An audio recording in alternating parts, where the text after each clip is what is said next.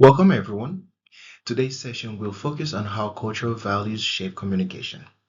We will discuss some barriers to good communication and culture nuances we may encounter when working and communicating with employees and suppliers from different countries and cultures.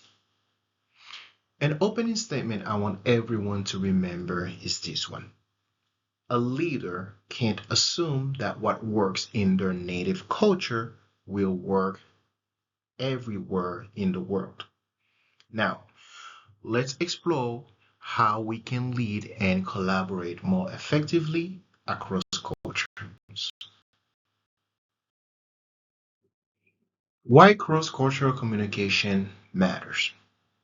Reason number one, understanding cultural differences is no longer optional.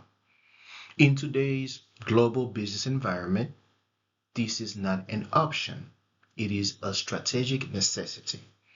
As organizations expand across borders and teams become more diverse, leaders must recognize that communication styles, expectation, and interpretation vary widely. Ignoring those differences can lead to costly misunderstanding. Now, the reason number two, cultural awareness builds psychological safety, which is the foundation of trust. Trust, in turn, drives performance, which enables smoother negotiation and stronger, more resilient partnerships.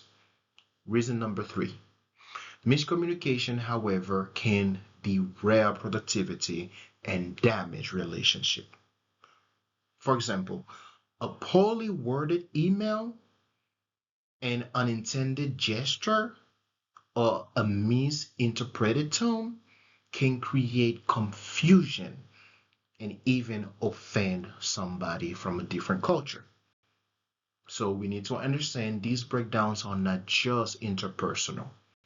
They affect project timelines, customer satisfaction, and organizational reputation.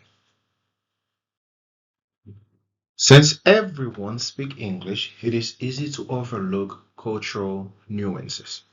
Each country brings unique communication norms, so we need to be aware of that. In China, for example, indirectness and group harmony are valued.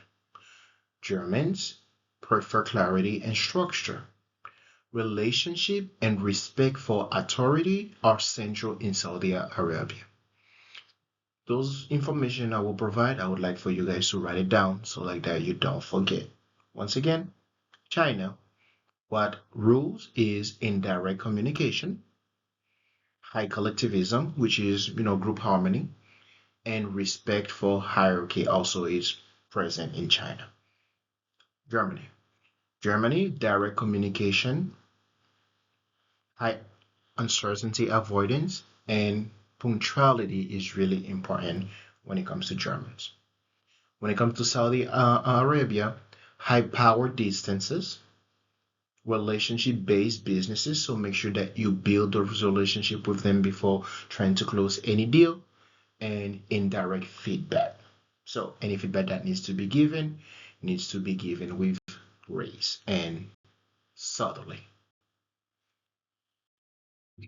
I'm pretty sure that you guys are familiar with the globe framework. So what we're going to do today, we're going to examine 5 culture dimensions from the globe study that directly influence communication styles. Understanding these help us anticipate how the people that we will interact with prefer to communicate, make decision, and resolve conflict. First one will be uncertainty avoidance. Cultures with high uncertainty avoidance value require detailed planning and risk management. In contrast, low uncertainty cultures may embrace experimentation. However, when we are dealing with our Germans, we need to tailor our approach to risk and planning so we can improve our collaboration with them and to reduce anxiety. Now, when it comes to power distance, in high power distant cultures, they expect clear direction. For example, if we have an employee from Saudi Arabia, they would expect clear direction from the leaders and they will avoid challenging authority.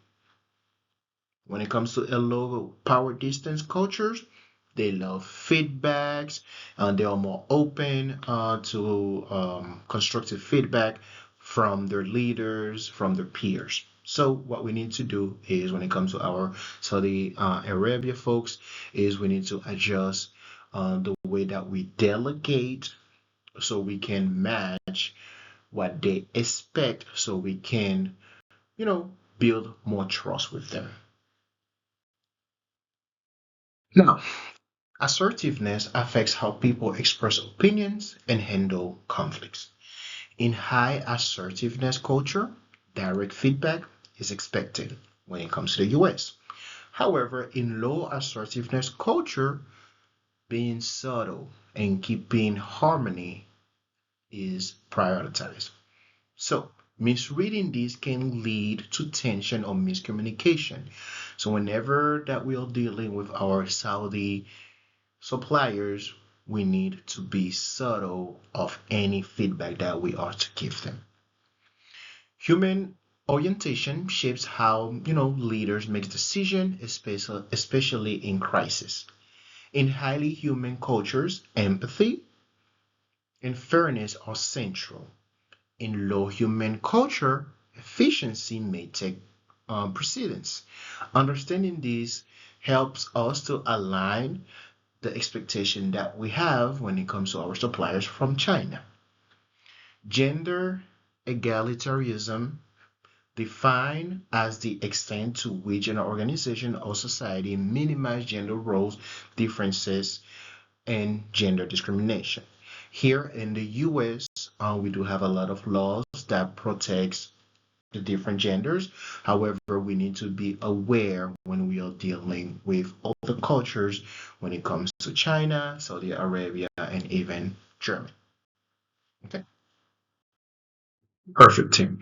We've seen the cultural nuances that every culture has that we are mainly will be working with, and also we've seen when it comes to the how the globe framework help us. Now, these are some common challenges in cross-cultural communication that we need to be aware of. The first one is differing views on time, authority, and relationship. Second one is misinterpretation of tone, formality, and directness. And the third one, which we'll see, is nonverbal cues that may vary widely across different cultures. When it comes to the first one, it is important to consider how people from different culture may value time, may view authority, and relationship building. For example, a German manager might expect punctuality and direct feedback, while a Saudi counterpart may prioritize relationship building and indirect communication. So we need to know how we deal with each one of them because if not, these cultural differences can lead to confusion, frustration, and sadly, even conflict. The challenge lies in assumption, since tone, rhythm, and formality vary widely. A casual remark in one culture may seem disrespectful in another. Without cultural awareness, even well-intentioned messages can be misunderstood. So moving forward, there are 7 areas that I need you guys to, write down when it comes to communication. The first part is when to speak. That is really important. The second one is how fast or slow to talk. The third one is the tone of your voice, the rhythm of the speech, the level of formality that you would use, how direct or indirect that you will be. And when you put all of that together, you will see how the ideas that you're trying to convey connect. These 7 areas are subtle but powerful. For instance, a fast paced speaker may seem aggressive to someone from a slower paced culture, or a direct comment might be seen rude rather than efficient. Awareness of these breakdown points help us to adapt and respond more effectively. Mm. Something that not all of us take into account is the importance of nonverbal communication. First thing to kind of have in mind, eye contact, gestures, and personal space vary by cultures. Some cultures love to be around each other, others respect each other's personal bubble. Number two, misinterpretation can cause discomfort or offense. So, what we can do is rely on number three, which is watch how others behave in meetings and social settings and adjust accordingly. For example, in some Arabic cultures, direct eye contact can be seen as disrespectful. But when it comes to us in the US, avoiding eye contact may seem dishonest. So, same thing, standing too close or too far can cause discomfort depending on the cultural norms. When in doubt, ask questions because understanding those cues helps to prevent unintended offense and it will help you build rapport with your clients and your suppliers. We will learn about the strategies to overcome communication. The first part of the strategy is for every leader, every worker, to learn about cultural backgrounds and encourage open dialogue to create psychological safety. The second strategy is for you to be able to adapt your leadership style and clarify the expectation that you have. How does that look like? So, effective communication across cultures begins with preparation.